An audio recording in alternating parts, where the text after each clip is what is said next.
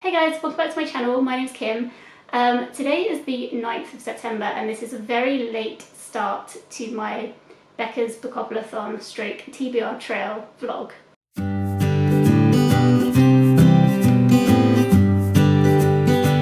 So in my video where I talked about what books I wanted to read in September, I did the first roll for Becca's Bookoplathon, which is a game based off of Becca and the Books' Bookopoly TBR game she plays every month. And then I also did the first roll for my TBR Trail game, which is my TBR game that I play. So I just wanted to update you because a couple of days ago I finished my first read. So my first roll for Becca's Bookoplathon was read a book with a light cover, and for that I chose Calm by Fern Cotton. This book discusses calm and what it means in modern day life. So for instance, she has sections on the calm body, calm family, like family home life, how can you be calmer and react to family situations in a way which means you stay calm rather than react off high emotions and things like that. She has got a few little interviews kind of spread throughout. She does talk to a couple of experts. So for instance, she talks to someone who gives transformational breath sessions, and there's a couple of pages with breathing exercises by the lady that she speaks to, and that was quite useful. But kind of more throughout, she talks to her friends and interviews friends about how they stay calm in their situations and how they view things, people who she finds are inspiring. The thing that I liked most about this book was the activities that you could do throughout. So I'll try and show you one that I haven't really written anything on yet. But okay, for instance, this was the calm work thing, and on this page you can kind of write what your dream is and then all the things that you could do to like lead up to getting your dream job, basically. It was a tiny bit hippie for me. I personally like to think in a more scientific way than in a vibe way, and I felt this was very vibey as a book, if that makes any sense. This is a book based on Fern Cotton's opinion and friends' opinion. Like I say, there are a couple of like more expert things, but not very many. And so this is a very kind of just from perspective, things that she's learned throughout life, things that she's experienced in life.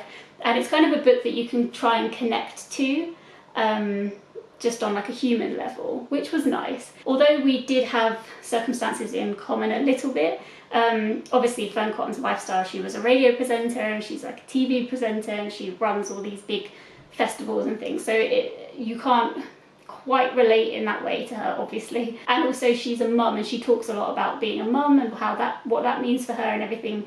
I'm not a mum, so I can't relate in the same way, but there were things that I did get out of it. Yeah, overall I think it is nice, and it did make you, with the exercises that it did make you think about your choices and how you viewed life, and I think that is really useful. And even the practice of doing that and kind of reflecting on things and making you reflect on things is something that you can kind of take into your own life without the book as well. It's kind of inspiring in that way. I ended up giving it 3 stars. So before I get on to my second roll for Becca's Bookopoly, I'll just quickly talk about the book that I picked for TBR Trail, and that is Life 3.0 by Max Tegmark. So I think what I've realised and why I'm failing so hard at TBR Trail is because obviously on my board there's a high chance that you're going to end up picking non-fiction books, and obviously they take longer to read in general.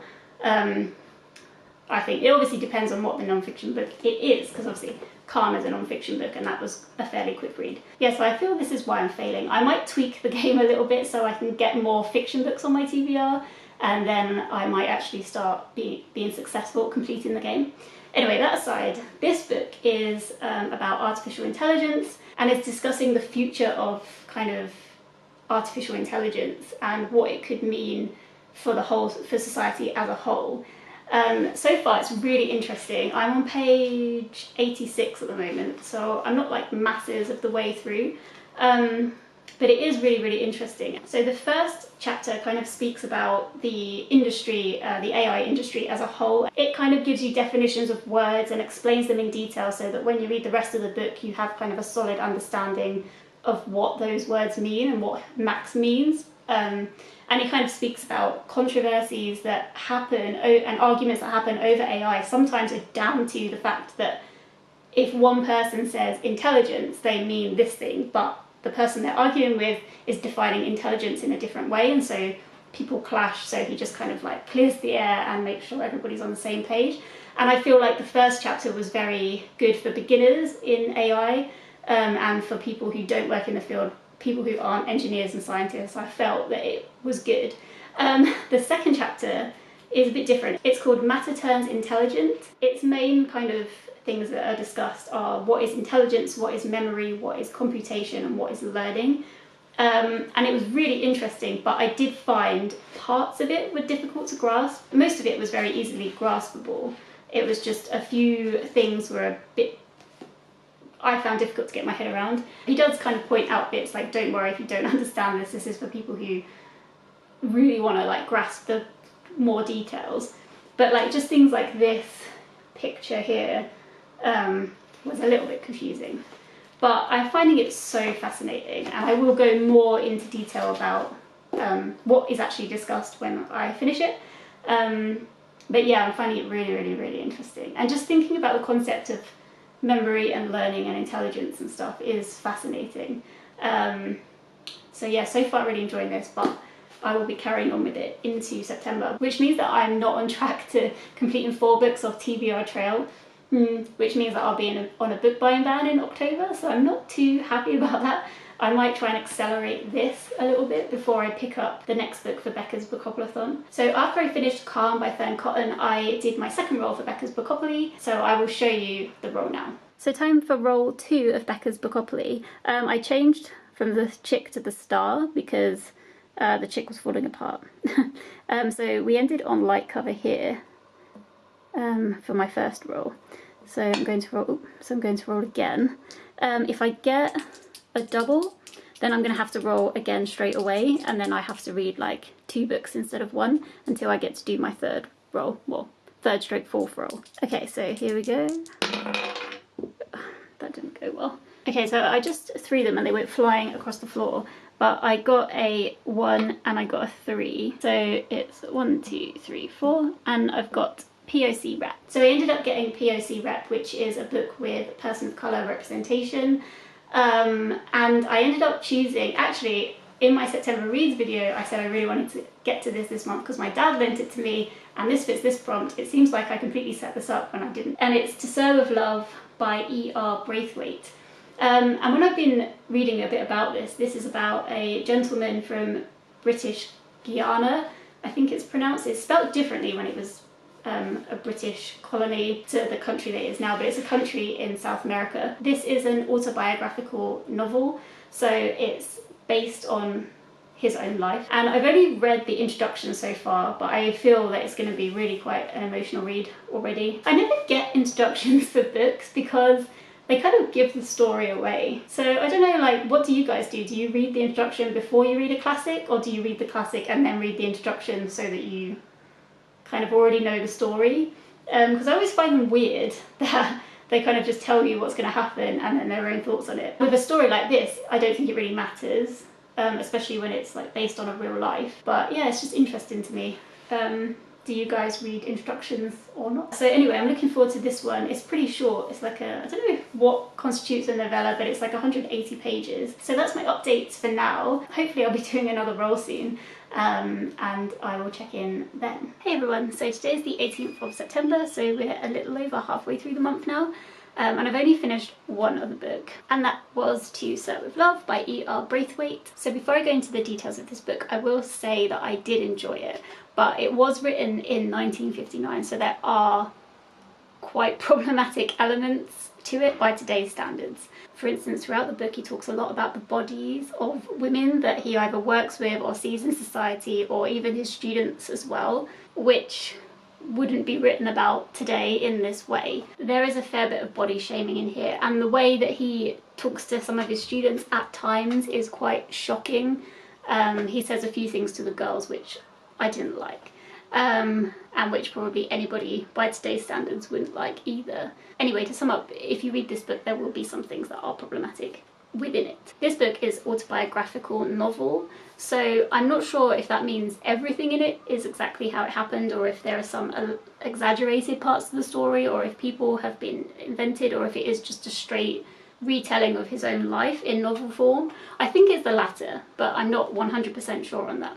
Rick was in the RAF during World War II. He's from British Guyana, which is a country in South America that used to be run by the British. He's incredibly well educated, and during the war he was an RAF pilot and an engineer. And he speaks about during the war, his 6 years during the war as part of the RAF, he was actually treated very well and very equal to his white counterparts doing the same job. And when he leaves the RAF after the war, he's kind of given some allowance to buffer him in order to find a job, and he's armed himself with all these great qualifications, all this massive amounts of experience, and all these great past experiences with colleagues that he worked with during the war. And he begins to go out and look for a job. And he's so kind of relaxed about it that he takes a little holiday with the people that he lives with in the UK, and comes back and is all set to find a job. But that proves extremely difficult. He can't get a job. People are looking at his application forms and are really impressed and are writing him letters back saying, yes, absolutely come for an interview, you sound amazing, you're exactly what we want, etc. That kind of vibe. And then when he goes to the interview, people treat him extremely differently because he is black. And there are some extremely sad passages in here after one of his interviews when he realises it's because of his skin that they don't want to hire him for the level of job that he was going for, but then they also don't want to hire him for a lower job, which the excuse they use for that is because he's too qualified to do the lower skilled job, but he's too black to do the higher paid job where he'll be in charge of white men, basically. So he can't get a job as an engineer, so he meets somebody and they suggest that he applies to be a teacher because teachers are in great demand and people should overlook his skin colour. So anyway, he applies for a job and he gets a job in an East End school. It's in a very poor area. These children don't have very much, like they can't really wash themselves because, you know, there's one water tap that loads of families are sharing, and they have one bath a week, although I think that was kind of normal back then. I think this is in like the late 40s, 50s kind of area. They're very, very loud children, and the headmaster there is a very liberal guy. And one of the interesting things I found about this school was that the headmaster was kind of running a school completely differently to other headmasters at the time, in that he decided that he wanted the children to kind of have a big say in their education, and he is completely against the cane and the use of the cane, and he doesn't want to punish the children. He wants to get them thinking about how they want to learn and trying to encourage them to teach themselves. He gets them once a week to write a report on their schooling and basically a report on their teachers. They have free rein to write what they want about the teachers and how they feel about their learning. And yeah, so it's a very kind of liberal school in that sense. Anyway, so Rick goes and works at this school, and this is the story of how he kind of handles his class. He's looking after the eldest children in the school, so the 14, 15, 16-year-olds, I think he's kind of looking after and trying to set them up for their life outside of school, and getting them to take responsibility and to act a bit more proper. He takes the opportunity during his time teaching the children to teach them about prejudice against black people and against people of colour in general, I guess. And he really opens their eyes to the world and teaches them about the world. Because this book is based on real life and presumably about real events, it doesn't feel like their stakes are incredibly high. Like, the things that happen are things, it's very believable. They're not incredibly like outrageous things that do happen. But that was nice to read about because everything seems so believable, and the relationship between him and the students and things that happen is very normal things. And I think that really does a good job at highlighting kind of the undercurrent of racism, structural racism within the British society back then, and can be still related to here as well, because it really shows you don't have to be overtly racist to be racist in your kind of behaviours and your thought patterns and things. So I would recommend people read it. I think stories like this, which are based on real life, are really interesting to me. Like, my grandmother grew up in the East End of London, so from quite a poor family. So just reading about this made me feel more connected to that side of my family, because obviously it wasn't the same school, it wasn't exactly the same area, but probably very similar circumstances, maybe without the liberal head teacher. Because the students, I think, were about the age, maybe a bit younger than my nan would have been. So that was interesting for me to read about, definitely. There is a film, To Serve With Love, which I want to watch. So like I said earlier in this video, my dad really wanted me to read this, and it turns out he's only seen the film and he hasn't read the book, but he really enjoyed it, so I do definitely want to watch the film. But when I've been kind of looking things up, because I was being nosy and I wanted to see if there was any information about what the students were doing now, like who they were, but I couldn't really find anything. But I did find a quote. It was on a random website, so I don't know how true this is, but I saw a random quote by Braithwaite which said that he was very upset about the film because it focused more on the unruly children and I guess how he handled the children at the school more than about prejudice against black people in Britain, which is obviously what the book is a focus on as well. So I would be interested to watch the film to see if they did kind of skim over the racial part of this book, which would be like a real shame. I wonder when it was made. So yeah, I'm really interested to watch that very soon to find out. Anyway, yeah, so I would recommend. I gave it 3 stars in the end, maybe 3.5 stars, but I would recommend. Then a couple of days ago I did my 3rd roll for Becca's Bookoplathon, and so I will show you that now. Okay, so now it's time for roll number 3. As you can see, we left off at POC rep, so I'll just pop the little star back on there and let's go. Oh, can you see that? Yes, just about. So we've got a 5, so that's 1, 2, 3, 4, 5, and young adult. So I got YA. I haven't read a YA book for a while, I don't think. But there was one that I really, really wanted to read for ages, and that is A Heart So Fierce and Broken by Bridget Kemmerer. And this is the second, it's the sequel to A Curse So Dark and Lonely, which is a Beauty and the Beast retelling that I read. I think I read it in January, so I'll put the video down below if you wanted to hear more of my thoughts about that. But like I said, the first book is Beauty and the Beast retelling. It follows a girl called Harper who's from Washington DC, and she one day she's on a street corner and she's waiting for her brother who's off doing something a bit dodgy, and she's kind of waiting for him so they can run away. I think that's what happens. It was quite a while ago now that I read it. And she sees a girl being attacked and she intervenes, and she's basically whisked away to this other world, which is like a fairy tale land where there's a prince and his royal guard, who is the person who kind of takes her from Washington DC to this other place. And the story goes on from there, and it's basically Beauty and the Beast, but there's a bit more to it. There's a bit more world building than there is in Beauty and the Beast. She kind of leaves the castle and goes out into the world, and you see what's going on there with the citizens of the world and how the curse is affecting them. And yeah, I gave it 3 stars. So it's funny how, like, I really wanted to read this book, but I didn't love the other book. But I think the reason I didn't love it was because it was really cheesy and in parts, like, the romantic relationship that's there was a bit cheesy for me.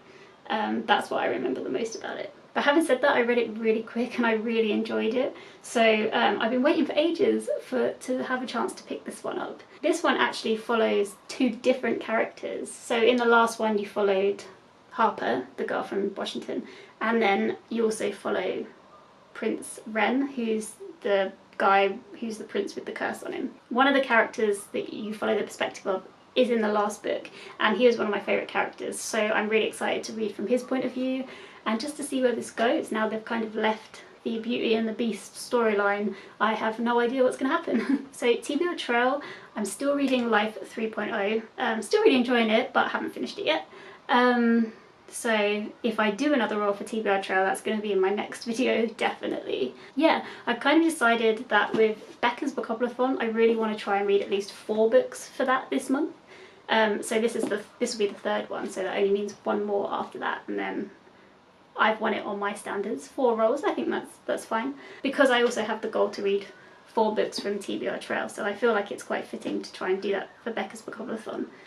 Yeah, so as it stands right now, I've read 2 out of 4 books for Becca's Bookoplathon and 0 out of 4 books for TBR Trail. Whose is the better game? Who makes me more productive? I think it's Becca's Bookoplathon so far. Anyway, okay, that's everything for this video, guys. I hope you guys are doing well. If you've got any Bookoplathon vlogs that you're doing, let me know down below. I'd really love to check them out because, you know, I absolutely love TBR games and vlogs and readathon vlogs and things like that. Anyway, I hope everyone is doing well, and I will see you in the next one. Take care, guys. Bye.